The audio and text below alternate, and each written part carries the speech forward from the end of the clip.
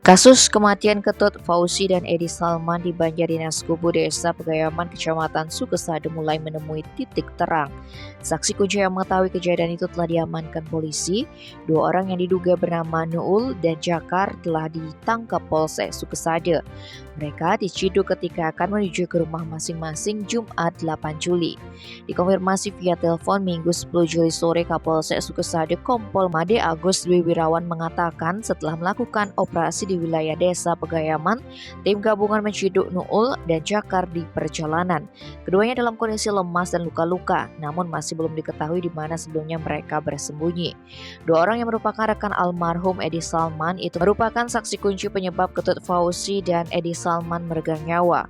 Seperti diberitakan sebelumnya, peristiwa di Banjardinas Kubu Desa Pegayaman, Kecamatan Sukesade, bermula dari salah paham antara Ketut Fauzi dengan Edi Salman, Nuul serta Jakar yang berujung pada perkelahian.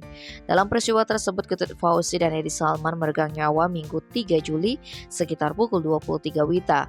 Namun, usai kejadian, dua orang rekan Edi Salman bernama Nuul dan Jakar melarikan diri hingga dinyatakan menjadi DPO.